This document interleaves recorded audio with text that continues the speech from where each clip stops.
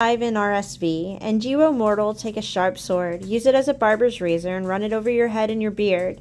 Then take balances for weighing, and divide the hair. 1/3 of the hair you shall burn in the fire inside the city.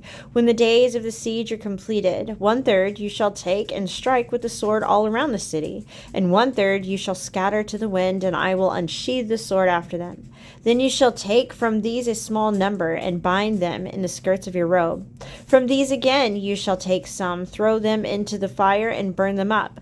From there a fire will come out against all the house of Israel. Thus says the Lord God, this is Jerusalem. I have set her in the center of the nations with countries all around her.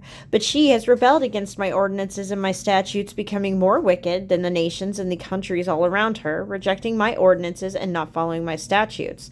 Therefore, thus says the Lord God, because you are more turbulent than the nations that are all around you, and have not followed my statutes or kept my ordinances, but have acted according to the ordinances of the nations that are all around you. Therefore, thus says the Lord God, I myself am coming against you. I will execute judgments among you in the sight of the nations. And because of all your abominations, I will do to you what I have never yet done, and the like of which I will never do again. Surely parents shall eat their children in your midst, and children shall eat their parents. I will execute judgments on you, and any of you who survive I will scatter to every wind.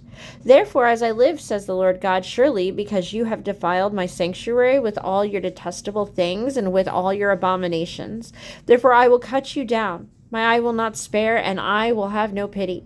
1/3 of you shall die of pestilence or be consumed by famine among you. 1/3 shall fall by the sword around you, and 1/3 I will scatter to every wind, and will unsheathe the sword after them. My anger shall spend itself, and I will vent my fury on them and satisfy myself, and they shall know that I, the Lord, have spoken in my jealousy when I spend my fury on them.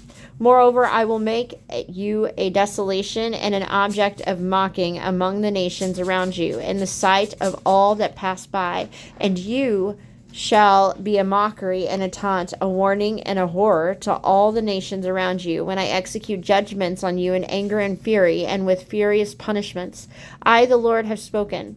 When I loose against you my deadly arrows of famine, arrows for destruction, which I will let loose to destroy you, and when I bring more and more famine upon you, and break your staff of bread, I will send famine and wild animals against you, and they will rob you of your children.